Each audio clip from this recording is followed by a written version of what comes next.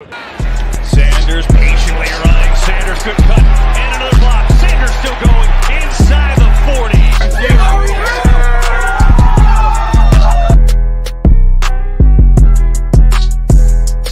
NFC East champs. Divisional champs. NFC champs. And world champs.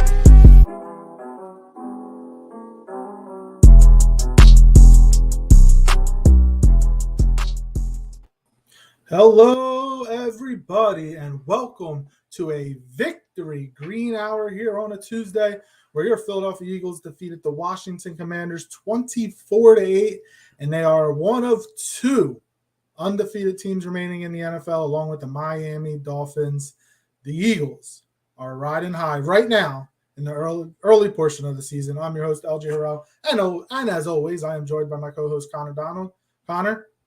It was a good game. It was a good game on Sunday. Good game. The Eagles did handle the business the way they were supposed to, got the win, and now they're ready to go up against Jacksonville this week. Yeah, talk about back-to-back return weeks. We have the Carson Wentz game, then we get the Doug Peterson game, and one of 2 3-0 teams exactly how the world predicted. The Eagles and the Dolphins atop the NFL. Exactly how it was supposed to go. But I agree with you. That was a really... Let's just face it. Let's call it what it was. It was supposed to be. It was debatable if it was a layup game, but it should have been a layup game. It should have been a game that we did what we did there because they were so banged up, and it showed on that offensive line for the Washington Commanders. When we dive into it, that was a game by the defensive line. But we have to remember what happened on the flip side of the ball with that offensive line and why they looked so bad. But, I mean, we're going to talk about Carson Wentz, and I think maybe we saw some of those tendencies that we hated in Philadelphia that he was pulling on Sunday that led to the loss. But yeah, he definitely held on to the ball a long time. I actually was going into the game thinking he was going to have a good game, and that did not happen. I was so glad you were wrong on that. So glad. I'm still a Carson fan. I like Carson, but I mean, it's starting to look like maybe his time as a starting quarterback in the NFL isn't going to be much longer. But that's a different story for a different day. And we'll see if we actually get to see Carson Wentz quarterback Washington when they come to Philly in a couple months. But if they do, that'll be something to discuss down the line. LJ pulling out a hot take. We'll see. I mean, the Eagles got 9 sacks on him, and now they're going up against Dallas, who leads the league in sacks this week. So we'll see. This is like the second straight week where a team did not change their strategy up at all. The fact that offensive coordinator did not go to Carson and say, we got to flip this playbook, you got to get that ball out in 2 seconds or less, is mind-blowing. So that's not, and the hard part is that's not Carson's game. He likes to hold on to the football for some odd reason. I'll never get it. But that's a different story for a different day. He's the Washington quarterback now. We are going to talk Eagles and Jalen Hurts. Jalen had a good game. Look, the Eagles are 3-0. Well, before we get to that, as always, follow us on Twitter at Kelly Green Hour. Follow Connor on Twitter at Connor10. Follow me on Twitter at LJHarrell54. And follow the Painted Lines on Twitter and YouTube at the Painted Lines. And follow Edge of Philly Sports on Twitter, Facebook, and YouTube at EOP Sports or Edge of Philly Sports. And if you are on the stream with us live, comment your thoughts on the game, player of the game. What was the main reason? I mean, we all know the main reason the Eagles won. 9 sacks on defense. That helps. Skinny Batman going off for 156 yards in the first half. That helps. But yeah, let us know your thoughts on the game, and your thoughts on how in the first 3 games of the season, how the Eagles have performed. Look, I want to keep it positive because the Eagles are 3-0, but I'm going to start off. I'm going to be Mr. Negative right now. The Eagles scored all their points in one quarter. It's the second week in a row they haven't scored in the second half. And yes, I know they had a big lead. They didn't really have to score, but I still want to see, I don't want them to go into the second half, just trying to run the clock. I want to see them still run their offense and put points on the board.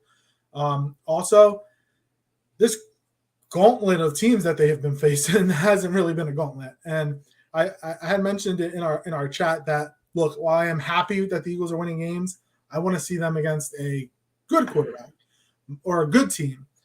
Unfortunately, that's the first good. I mean, do we count Dak if Dak's gonna play week 6? I still don't think that team's good. Yeah, they beat the Giants yesterday, but that team is kind of mediocre. It was a hideous game. It was a horrible game. But the next time the Eagles actually face a legit quarterback, November 27th against Green Bay. We have to wait 2 months from today. 2 months from today, the Eagles face Aaron Rodgers and the Green Bay Packers. That's the next time that they face a legit quarterback. We saw what happened, and so. Well, I think we face Kyler Murray coming up, and I mean, I'm not. He's more legit than any QB we face. Yeah, he's more legit, but I don't think he's in that upper echelon of quarterbacks. So he'll be the best quarterback we have faced this year, and obviously with his skill set, it'll be interesting to see how we defend him, because we know he can run. He has a cannon for an arm.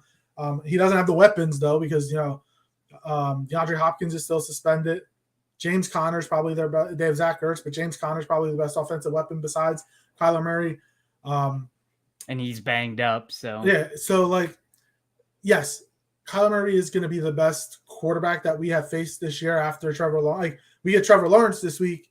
I'm going to say Trevor Lawrence is probably the best quarterback we faced, but he's only his second year. First year in the system with Doug Peterson, and there are a lot of people that aren't sold on Trevor Lawrence.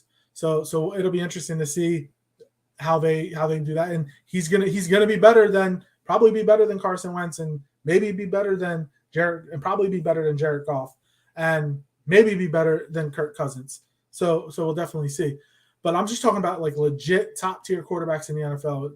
Aaron Rodgers will be the first one we see 2 months from today, because you remember last year, and obviously it's not Jalen Hurts, it's the entire team, it's the defense. The defense has given up 7.5 points the last 2 weeks. They gave up 7 last week, 8 against who did we just play? Washington. Now, granted, 2 was a safety, so that doesn't not really against the defense.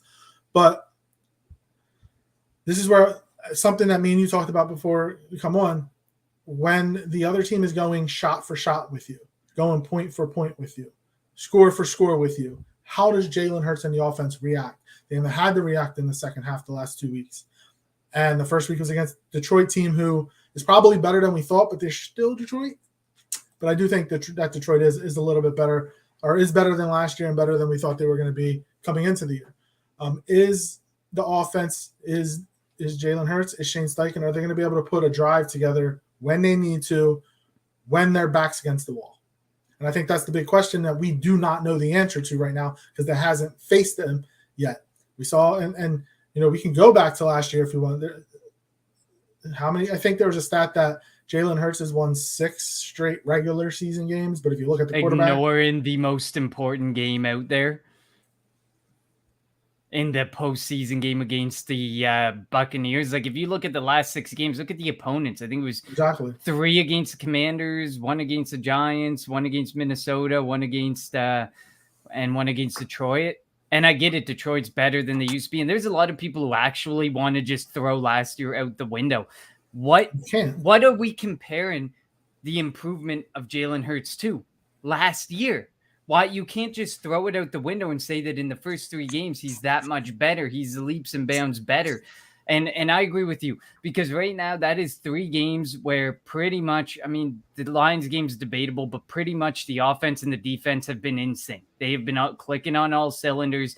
One is not ruining the game or losing the game for the other, like we witnessed a lot last season. But what happens when the defense can't hold up? Because for 17 games in a season, you want to go all the way to the Super Bowl. For 21 games in the season, you are not going to see the defense stand tall week in and week out. And that's when we need to see what Jalen Hurts can bring. Because last year, Jalen Hurts of last year, the one that people want to forget about because of the first 3 games this year, could not hold his own and could not keep the offense afloat last season when the defense could not help and keep them afloat, or keep giving them the ball back with only 3 points allowed or 0 points allowed. That is one of the things that we need to see. That he has pretty much answered the call on everything else in my eyes so far, and based on who he's played. But the biggest thing We need to see his back against the wall. That 2 minute, what if we're down by 4 points, 5 points, game-winning drive, 2 minutes to go in the fourth quarter. Can Jalen Hurts be the guy? That is where franchise quarterbacks are made, is in moments like that. Can you be trusted to make that drive? He's not been put in that situation. If he never gets put in that situation this year, which is highly unlikely, great. Then our team is way better than I even imagined, way better than I even fathomed. 17-0, here we come. But there's bound to be moments where that happens on both sides of the ball. And we kind of saw it early in the game against the Commanders.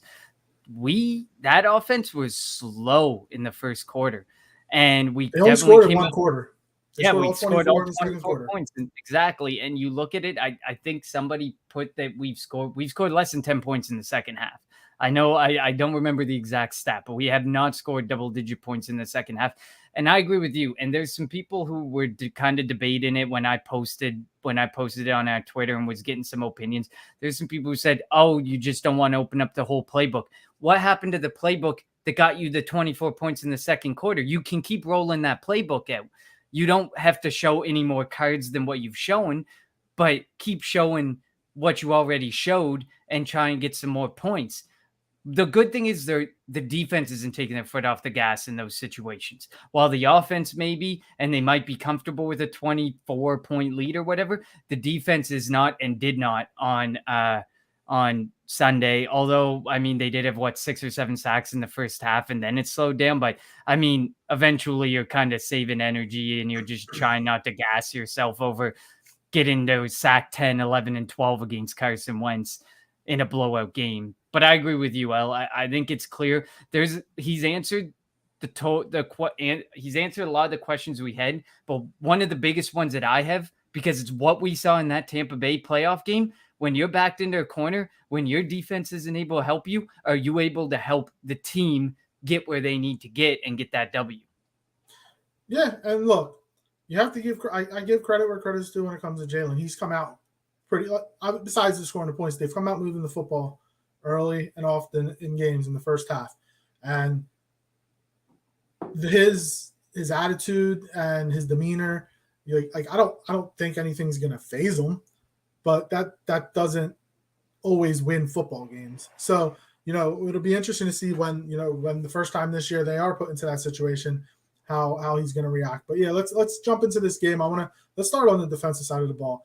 There was a report that Fletcher Cox and Carson Wentz were texting throughout the week, and Fletcher Cox telling Carson, "Hey, look, you ain't got the red jersey on anymore. You're gonna get hit." And boy, did the Eagles ever hit.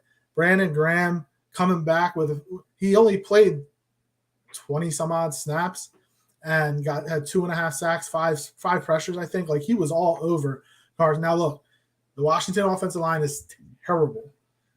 It's really, really bad. And so I won't lie, I started feeling bad for Carson after about sack 7, sack 8. But some of that was on him. I didn't watch the tape and see how many of those sacks were on him, but there were times when he was holding the football. So the issues, as you had mentioned earlier, the issues that plagued Carson in Philly and in Indy are plaguing him again in Washington. And, for Washington, like I mentioned, they're going up against Dallas this upcoming week, and Dallas leads the league in sacks, had a bunch of sacks, but I think 6 or 7 against the Giants yesterday. Man, Carson better get rid of the football if he wants to have a chance against Dallas. And obviously I'll be rooting for Washington to beat Dallas just because. But that's a different story for a different day. But yeah, Brandon Graham, Fletcher Cox, Javon Hargrave, Josh Sweat, Hassan Reddick, everybody was feasting, everybody was eating on the defensive line. And Gannon was aggressive. He didn't revert back to week 1, Gannon. He still played aggressive, and that's the type of defense we want to see. Be aggressive. You can pick your spots when you want to blitz, because when the front 4 or front 5, whatever, is getting after the quarterback, you don't have to blitz. But when you do blitz, pick your spots, make them good, and he did that on Sunday. He's done it two straight weeks, and he'll have to do it again against Jacksonville this week. Yeah, his use of TJ Edwards has been amazing. Like, I got PFF up here. TJ Edwards rushed the passer 6 times, so one can assume most of those were probably blitzes. He had a pressure on 4 of those 6 pass rushes. It is admirable what TJ Edwards is doing. And it's 100% the reason that Kobe Dean isn't seeing the football field, which isn't the end of the world. Yeah. I'm fine with that. Like how effective TJ Edwards has been. And Kaiser White. And Kaiser White, and you're playing basically more of a nickel formation because you got 3 corners out on the field. You got the 2 safeties. So you're never going to need that third linebacker really. Or if you do it, it's Hassan Reddick, and he's not dropping back into coverage or anything. He's rushing the passer. So in those circumstances, like he's picking and choosing his battles, and it is really impressive to watch Jonathan Gannon and to see the intelligence of Jonathan Gannon actually at work with the personnel that he has is amazing. And I think that I said last time, and I think this is the first time that we had everybody probably come on this show and hit on who the key player was going to be. Because I think somebody said Goddard, somebody said Sweat, and somebody said Devonte Smith, if I'm not mistaken, on our last episode as the players to watch, the impact players for the Eagles. So you went with Miles on offense because I was going to go Miles, and then I think I went Goddard. Did I go Miles? Yeah. And then on defense, I went Sweat because I think I went Sweat. But yeah, so we mostly hit. Hit. We had some key players. But I agree with you. I posted it earlier this week on our Twitter, 30 total pressures. That's insane. 17 of those ended in a quarterback hit, and 9 of those were sacks. So Carson Wentz landed on his butt a lot, and I agree with you. I started to feel bad for him, although a lot of it is he was doing it to himself. He needed to get out of his own head and realize this is not the game. This is not the team to go and hold on to the ball for 4 and 5 seconds. And they even pointed it out on the broadcast constantly. This guy's taking 7-step drops, and by the time he hits the 7th step of the drop, the pressure's there. The pressure got home. You need to take your 3 to 5 step drop and have your first target or your second target in your mind and go. And I think obviously, like you said earlier, that's not all on Carson, or it's kind of Carson Wentz's mentality, but can't be all on Carson Wentz because, obviously the offensive coordinator wasn't looking to change anything despite the horrid shape of that offensive line. They weren't changing anything about it. They weren't bringing extra help. They just kept going with the 5 down offensive linemen. They weren't bringing much help from the tight end side, the running back side. But to be honest, I don't think any of those guys were going to be able to help in that case because those guys were just feasting. They were getting home. And that was great to see, and you love to see it. And on the as far as the cornerbacks go, I mean, we didn't hear them called a lot, and we didn't see a whole lot from them, but we didn't need to. They shut down Jahan Dotson. They shut down Terry McLaurin. One of the guys I was most concerned about when we were talking in the preview episode was Curtis Samuel, and he was almost non-existent. Like they could not get anything going on offense. And it's a good day when we don't have to talk much about the safeties or the corners because the quarterback couldn't do a damn thing. And when you talk safeties, Marcus Epps has been a lot better than I thought he was going to be this year. He's been really good, really consistent around the football, making tackles. So like he deserves a lot of props for the work that he has put in. So trying to think where I wanted to go with this, but yeah, the defense. So when it comes to, it was easy for the Eagles defense to get up for this game. You're facing your old quarterback, the guy you couldn't hit in practice, and that's all you have to say, in the meeting rooms and on the field is, look, you get to hit Carson. And the defensive line especially is going to get up for that. Now my question is, how do they get up for this week coming up? Because now we know Doug's on the other sideline. We had revenge week 1 week 2 was against Rager. The Eagles got that win. Then revenge week number 2 was in week 3 against Wentz. The Eagles got that win. Now we're in revenge week number 3 in week 4 against Doug, and then the next one's against Zach Ertz. So like we're going into week 3 of 4 of revenge week for the Eagles, and I'm just hoping that they can keep that same intensity. Like you had a reason to where you wanted to go all out and to get after Wentz. That was their goal. Obviously, it's a goal going into every week, but when you're going up against a former teammate, it's added incentive. It's an advantage for you. Now can they have that same motivation going forward? This defense is playing very, very well right now, but they haven't. They were tested week 1, and they had a tough. But week 1, we can call it what it is. It was their preseason game. That's why they had 16 missed tackles, and Chauncey Gardner-Johnson had only been here for like 10 days. So that's a preseason game for the Eagles. That's where the communication issues were there. There weren't as many communication. They missed tackles week 2, but there weren't as many communication issues. They looked better. Now, week 3, they looked even better because, now they're not having – they didn't have the communication issues. Chauncey Gardner-Johnson on the field. He's all over the place. So that's what I want to see. I want to now take that next step. Now let's not have any of the mental breakdowns. Let's not have any missed tackles. Let's have very minimal miscommunications. Because, look, you look at Jacksonville, Travis Etienne, James Robinson, Christian Kirk. They have a lot of weapons. Evan Ingram, Zay Jones, Trevor Lawrence at quarterback. They're going to pose a different set of problems than Washington did. And again, I want to see the defense stay motivated, coming out and still, being aggressive and seeing Gannon be aggressive as they go after Lawrence, in this upcoming game. Yeah, and I want to point out after I think it was 2 straight weeks. I think we had 16 missed tackles week 1 and like 12 or 14 in week 2. We only had 4 this past week. So that just goes to show, and they were short. Like when Carson Wentz completed a lot of his passes, his average depth of target wasn't great. So that you were going to have to make a play on someone who was probably going for some yards after the catch. So the fact that we ended up with only 4 missed tackles is definitely some bonus points for sure for this defense. But I agree with you. This is never did I think I'd be sitting here saying Christian Kirk and Zay Jones should strike fear into you, but they've been really good. They've been really good in that offense. Doug has been really good for that team.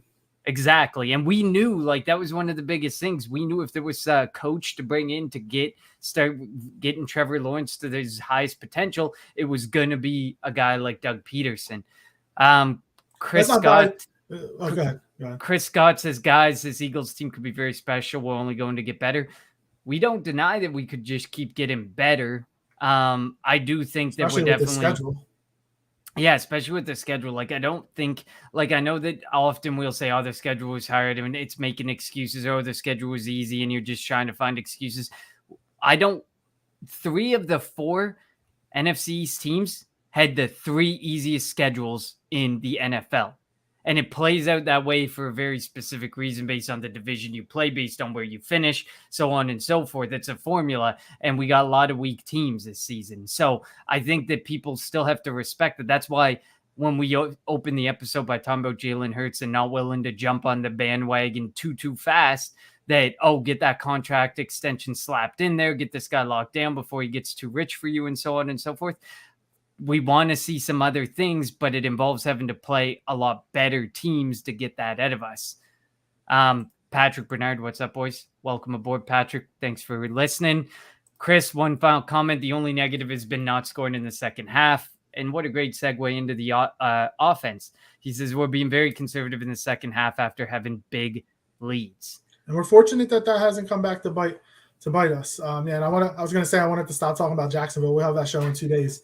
We don't want to get too early into that show, the Doug Peterson coming back to Philly show. But yeah, let's jump over to the offense. I was about to say Carson. Jalen had a good game. He didn't have to run as much. He threw for over 300 yards again.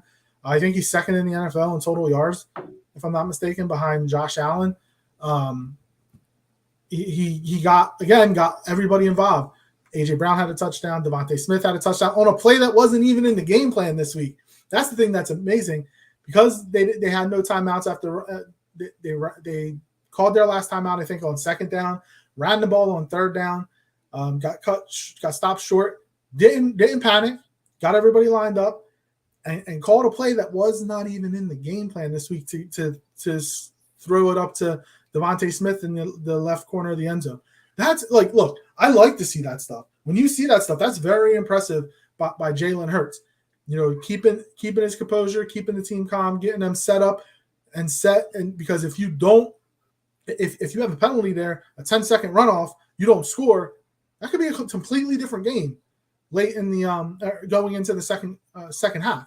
So that's why, as good as Jalen Hurts has been playing, and I want to buy in so much, and I'm almost there. I'm like right there, but I need to see consistency. We've seen it 3 weeks in a row against not the best opponents. Now, as the teams used to, Jacksonville, better defense, probably the best defense they're going to have played up to this point.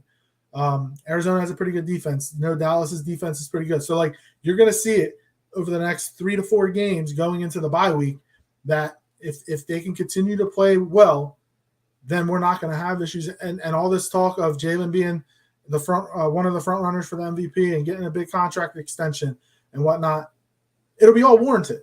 Now, could it be warranted now? Yes, but I'm still, like you said, I'm right there, but I'm not 100% pop committed yet.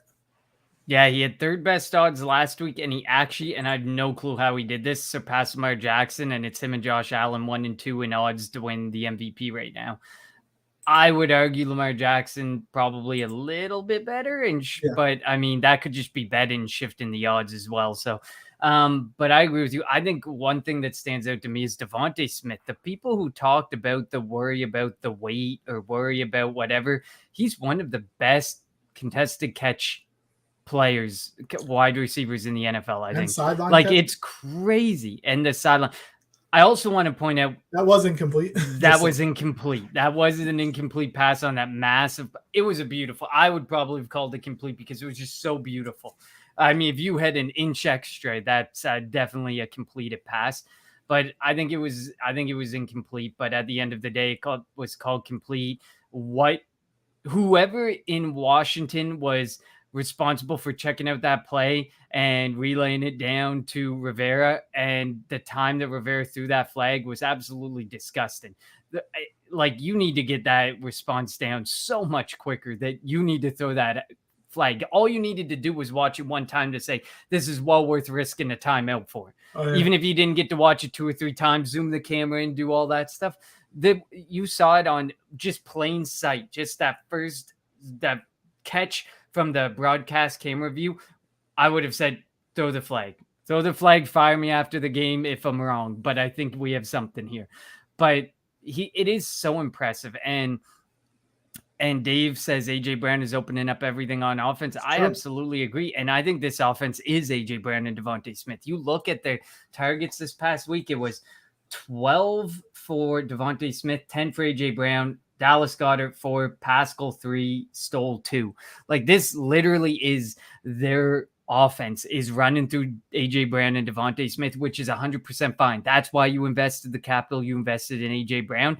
And AJ Brown has proven most important for opening things up for Devonta Smith. Because Devonta Smith could not do these things last year because he was double covered. He had people watching over the top when he would go up and get it. There was the cornerback wrapped around him, the safety coming to spot the ball out or break up the pass. Like, he couldn't do it by himself. Now you have to kind of respect that even though some of these players aren't involved, you still have to take into consideration Pascal, Goddard, Miles Sanders, Kenneth Gainwell. Whenever they're on the field, you have to take into account some of these guys, and you can't have the 2 high safety look with one on Brown and one on Smith, because then they will make you pay in a different way.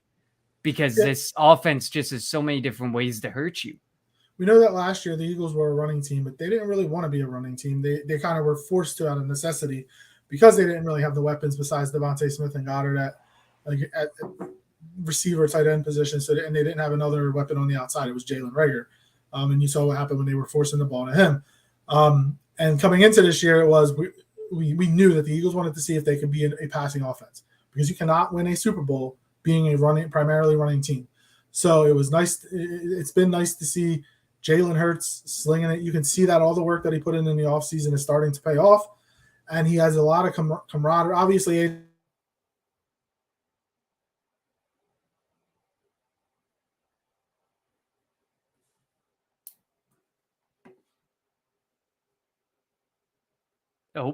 looks like LJ has.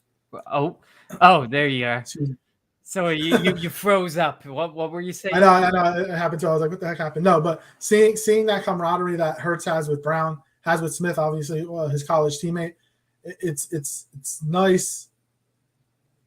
Just seeing them be able to get the ball down the field, throw the ball over the top, not dink and dunk their way down the field, because that's kind of the offense they were last year, and now that they're being more of a big play offense. And if they can continue that going up against better defenses, that's where that talk of a contract for Jalen will be really warranted. I love when we have Cowboys fans come into the comment section. Can't wait till week 6, go Cowboys, and that's literally. I can't wait till week 6 either. We're not looking that when, far ahead. We got week 4 next. That's literally when you froze. So he said, "Did week 6 scare him?" So. Good jokes, good laughs. But yeah, we got lots of time to wait for the Cowboys. And actually, I did see that Dak Prescott maybe wants to play next week. Like that's he said crazy. He's targeting week 5, so he'll be back. He'll be back for the Eagles game. I think that was his drive and his focus was to be back for that game. There's not much to say about the Russian offense because it wasn't necessarily needed, and when it was used, that Washington Commanders front four is going to be really good, but they really need Chase Young. They really need to get healthy because they were good. Daron Payne, Jonathan Allen. And it's weird though, because coming into the game, Washington was like giving up the most yards per carry. And the Eagles really, like you said, the Eagles really couldn't run the ball on them, but they didn't really need to. Jalen didn't really have to run. Obviously, you want to keep that to a minimum. You don't want to see him running the ball 10, 15, 20 times a game. You don't want to see that from your quarterback. So, when they needed to run, though, the offensive line was able to open up holes. The Eagles still have the best offensive line in football. I don't care what anybody says. Like, they are really good. Lane Johnson's having an all-world, I don't think he's given up a pressure yet this year. And if he has, it's maybe one. Like, he's an all-world type of right tackle right now. Landon Dickerson, I think, is grading out as the third best guard in football, if I'm not mistaken. So, and Jason Kelce is Jason Kelce. So, excuse me, if the offensive line can just continue to protect Jalen Hurts, I don't see why the offense can't continue to move the ball. Obviously, we talked about we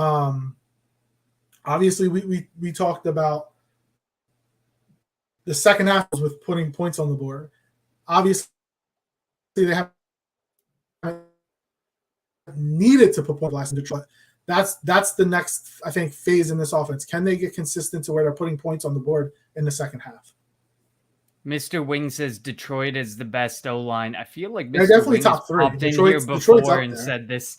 Yeah, we're not denying Detroit has a really good offensive line, but I mean, even if you're going to say that, you can't deny that the Philadelphia Eagles don't have a really good offensive line either. Like, there's a pretty clear consensus at the top of top offensive lines. I think it was the Detroit Lions, the Cleveland Browns, and the Philadelphia Eagles, and it just all depends on performance. Obviously, the Philadelphia Eagles are probably going to be looked at as having a way better offensive line when they're standing on top of the world at 3-0 over a team that might be 1-2 or 2-1 or not having as much offensive success. Obviously, that they're going to be viewed as a bit better of an offensive line because a lot of things have to be working the right way to be one of 2 teams standing on top of the NFL with a 3-0 record.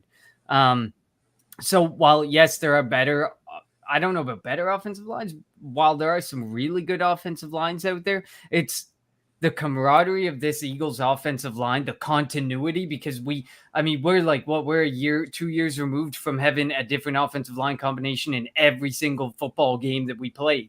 I think it was 14 in 16 games, but yeah. I mean, you get the point. That's that's more offensive line combinations than ever used in NFL history.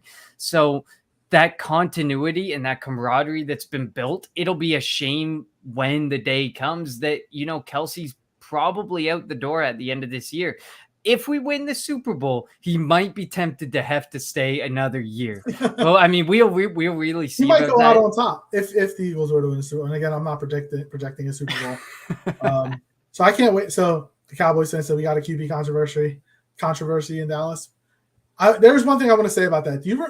So back when Donovan was the Eagles quarterback, when he would get hurt and the backup would come in, the game plan would completely change for the backup quarterback, whether it was Jeff Garcia, AJ Feely, whoever. And then when Donovan got back, they went back to being to that ultra aggressive, let's throw the ball 90% of the time type of offense. I feel like that's what Dallas is doing right now. With Cooper Rush, they're being a balanced offense. When Dak comes back, they're not going to be as balanced. They're going to have Dak throw the ball 40 times a game. That's what I'm seeing from them. But that's something we'll talk about in, 2 weeks, 3 weeks, going into that. That's what you pay some of these quarterbacks for. Rush isn't paid the way that Prescott is for a reason, because Prescott needs to do something. I get it. But I'm just talking about it changes your perspective of the backup quarterback, because the backup quarterback looks good because look at Nick Foles. The game plan is totally different for Cooper Rush than what it would be for Dak Prescott. But how different was that game plan when Nick Foles came in for Carson Wentz and they were playing the way that they played? Well, they did change because they went to an RPO, which wasn't the offense under when Carson was in there. It wasn't an RPO offense when Carson was back in 2017. Carson was slinging it when Nick came in, and they realized against the Raiders and that he couldn't run the Carson offense. That's when they changed it going into the playoffs. So again, they changed it up to fit what Nick was able to do. Chris says, I've never seen an Eagles team this stacked on offense and defense. I've been an Eagles fan for 45 years. I would agree, because when you look at the 2017 team, nobody was talking in the offseason like the national media was leading towards the season. And then now in the season, the way that they're talking about us, they're pretty much, some national media is putting us on a pedestal, even over the Buffalo Bills and over the Kansas City Chiefs and over all these other teams who have had that spot on the pedestal for so long. And we're only 3 games into the season. So while I think earlier Chris said something about this team being special, I do think this team is built in a way that is a lot more competitive and different than what we saw in 2017. To me, the 2017 team is a lot more special. And I mean, maybe I'm crazy here. And the way that it ended with Nick Foles and everything, maybe I'm a bit out of line here. But I felt that team was more special because it was built differently and nobody predicted it. We were the underdogs. And that was where that all came from. This year, we're not the underdogs. We're built as a we're going for it all team. And we are being treated in the media as a we're going for it all team. Yeah, I mean, it definitely is different. Brandon Graham was actually asked about that, and he says, I think it was Brandon Graham, he says this team is more talented than that 2017 team. The one thing about the 20, we're going to get to that because I'm with you on that. I want to explain something to get on this. Do you guys know Jock Talk says, first he said, hey guys, how is everyone? Welcome aboard Jock Talk. Thank you for joining us as always. Do you guys know if Eagles put Covey through waivers, and if so, did they get him back? I want to clarify. You need 4 call-ups. The 4th call-up is the call-up. So if they call him up this Sunday, he is an official member of the active roster.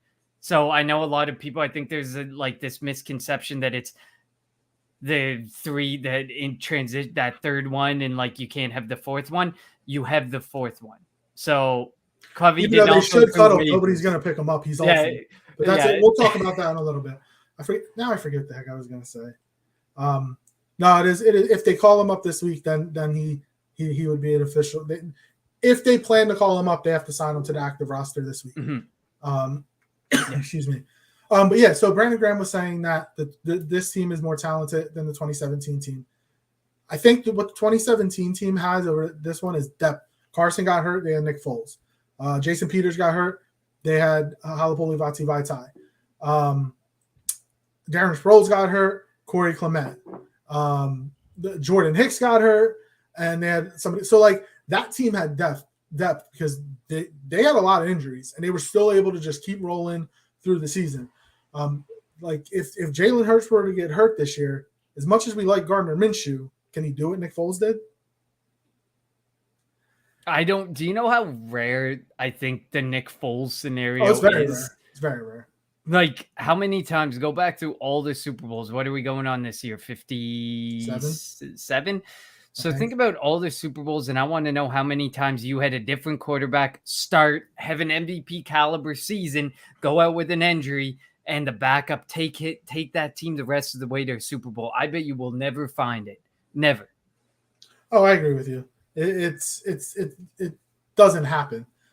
So we'll see. Chris says after Dallas' starters ran the score up against our backups last year, you better believe we're coming out to take heads off in week 6. The link's going to be it will be crazy.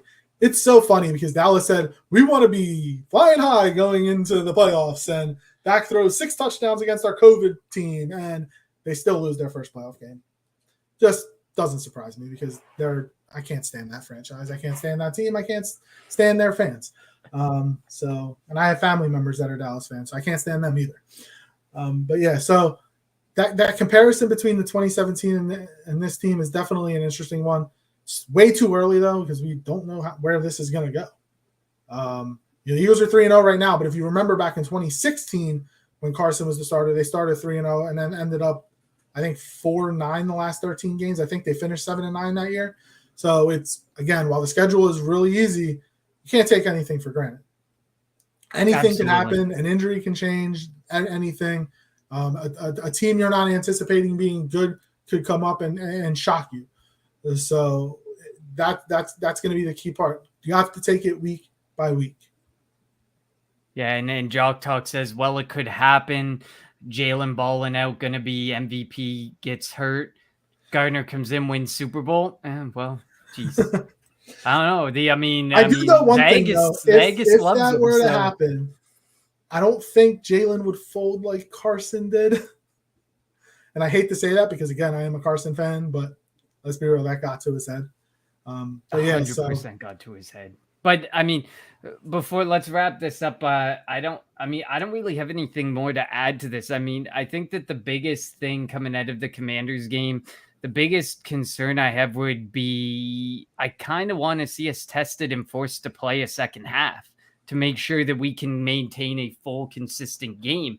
While I love not being nervous and not stressing and stuff, I want to see it because in the playoffs, it's going to be pound for pound, shot for shot, score for score. Because while defense wins championships, it's so rare that you go into playoff games, minus that horrible Super Bowl between the Rams and the Patriots. It's so rare that you see playoff games be 2 scores on each side or 17-14 or low scoring games like that. All the offense. So yeah, you have to be able to score. You have to be able to score. The one thing I did want to again, I don't want to be too negative.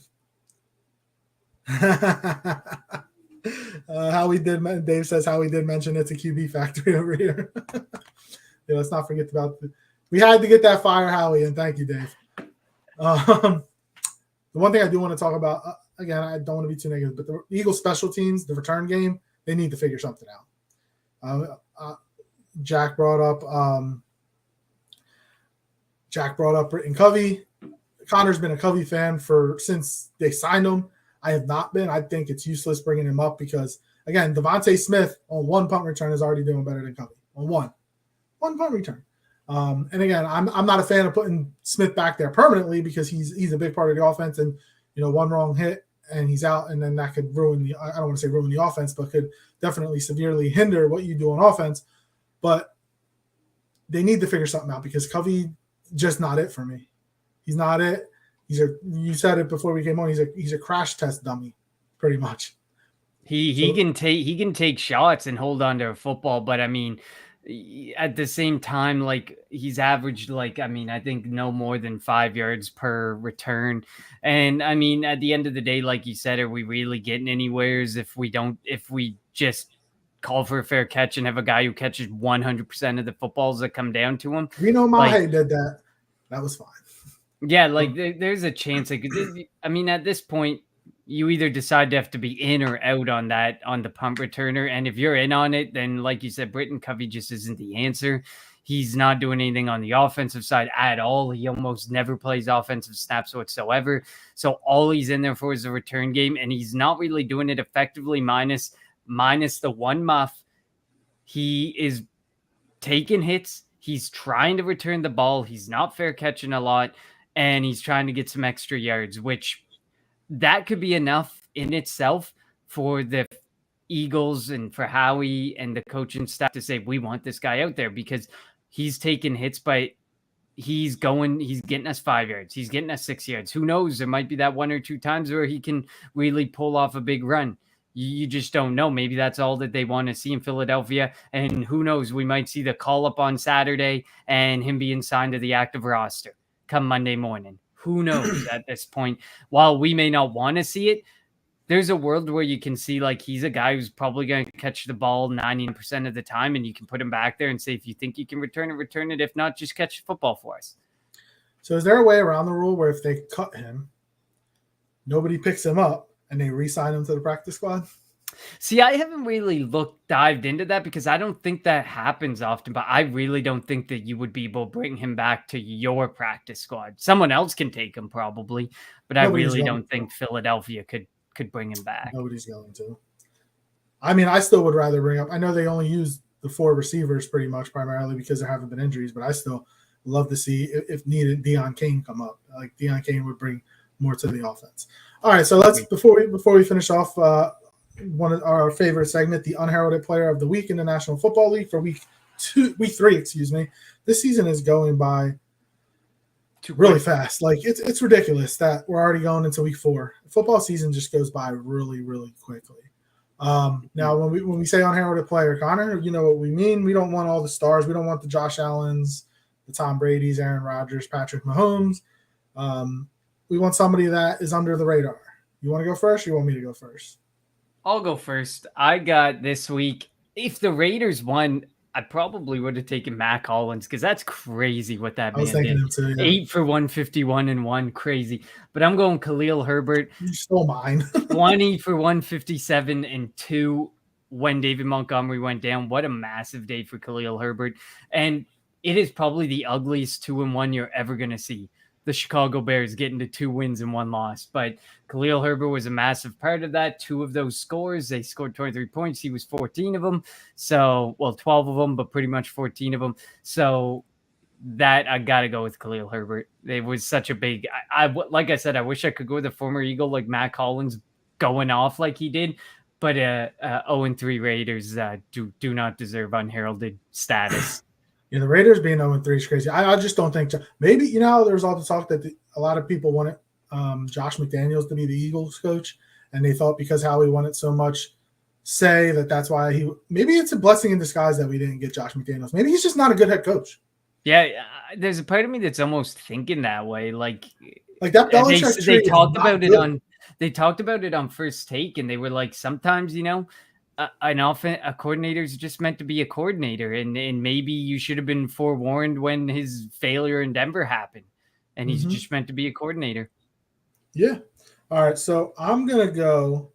I'm pretty sure I'm about to double check. I think this was the game-winning touchdown that this guy caught in the. It was a 67-yard touchdown in the game against the Saints. But I'm gonna go Laviska Shenault. Now he only had 2 catches. He had 90 yards, but he did have that long touchdown. And helped the Eagles cause by beating the Saints. Because right now, if the season were to end today, the Eagles would have the 7th pick, which is the Saints pick, and have the 32nd pick, which is their own pick. But the Eagles, as well as they are playing right now, and obviously if things continue to play out the way they are right now, they don't need to use these assets to get another quarterback. They can go and help other parts of the team, defensive end, safety, maybe I don't even know where, a linebacker, who knows? Cornerback. Cornerback. The Eagles right now with those 2 first-round picks would be able to help other parts of the team and not trade them or use them as assets to get another quarterback. To get another quarterback. So I'm going to go Laviska Shenault, and you go. I was going to go. Such a good game, but 2 I was for 90. Go Khalil Herbert. I was going to go. Sorry, I stole that. And I was also, and like you said, I was thinking Mac Hollins too, but I don't like to give a losing player my player of the week like you do. I did. Yeah, I did that 1 time, 2 times. You did it a couple times. So I gave up. I said, you know what? No more losers. I got to get winners. I do agree with you, Jack. Yeah, we'll wrap this up with a Jock Talk comment. We need a new special teams coach. The regression of this special teams over the last 2 or 3 years has been insane. The regression from what it was, I get it. You shouldn't make it a focal point of your team necessarily, but you got to be able to get the job done. And what we're looking at it hasn't been good since punt return battle, and we're looking at like we gave up a blocked field goal last week. Like there's some weird things, like not great things coming out of the special teams, but the regression over the last 3 years predominantly has been really noticeable. Yeah, it hasn't been good since Chip, and obviously we don't like to give Chip credit for a bunch of things, but it hasn't. Jock Talk also says, "What sucks? Falcons gave Saints the dang it. Yeah, they did." I can't believe that people were so high on the Saints. Like, I just look, they were a great coach in Sean Payton. You lose Drew Brees, Hall of Fame quarterback. Dennis Allen's not that good of a coach. Jameis Winston's not that good of a quarterback. Like they were bound to have a step back. Agreed. All right, so thank you all for joining us here for this Victory Green Hour on this Tuesday. The Philadelphia Eagles are 3-0, and they're headed for a battle with old head coach Doug Peterson and the Jacksonville Jaguars. I'm pretty sure that statue is still at the stadium, so that'll be interesting. Doug Peterson maybe he'll go out and take a picture depending on how that game goes. But I expect a warm welcome for Doug Peterson. It's going to be different than what there Carson damn Wentz. well should be one. We'll talk about it on the next episode of if you should boo him, but preview, you should not. You should not. The next episode will be this Thursday about 6:15. Going away this weekend, so I can't do Friday. And Connor, how'd you guys make out with the hurricane? Safe? We were good. We were without power for 14 hours, but that was the worst of it for us. It was the craziest wind I have ever lived through so far, and really? I'm 29 years old, so it was pretty wild. But I know, Florida is about to get washed. Yeah, Florida's about to get hit. So they might have to. They're talking about moving the Sunday night game, the Chiefs-Bucks game. If they have to move it, it'll either be in Minnesota or New Orleans, I think. Well, I know Tampa already evacuated there. Yeah, Tampa's practicing in Miami, but the game might not be able to be played. So that'll be something worth watching. There's going to be a major impact because even a lot of college games have already started to move. Mm-hmm. And even if they play in Miami or whatever, like they're still going to feel the effects because it started out as something that was only going to impact a certain portion of Florida, and now it looks like it's going to impact like pretty much the entire state. Yeah, they are. If they do play it elsewhere, to be in Minnesota or New Orleans, they're not going to play it in Florida at all. But yeah, that's something they definitely have to decide like soon. Like you would think that this is something that would have to be determined within the next day or two. And we were lucky because if you watch Canadian news or anything, you would see like there's some areas where houses were washing into the ocean. So there was some areas that got nailed. So I consider myself lucky. They should move that game to Dallas so they can actually watch good football. They could, but the Washington Dallas games in Arlington. It's not that again. I hate it. Dallas doesn't play in Dallas. They play in Arlington. The Giants don't play in New York. They play in Jersey. The Commanders don't play in Washington. They play in Maryland. Like it bothers me. Oh, and just an FYI, they got to do something about that turf at MetLife. It claimed another victim last night. It's terrible. Shepard stores ACL. Terrible. Last play of the game on Danny. Oh yeah, by the way, Daniel Jones sucks. Just we'll get to talk about him in a couple of weeks, I think. All right, but thank you all for joining us here on the Kelly Green Hour. He is Connor. I'm LJ. We'll be back on Thursday to get ready for Eagles Jaguars. Have a good night. You want Philly? Yeah, let's do it. Sanders patiently running. Sanders good cut and another block. Sanders still going inside the 40.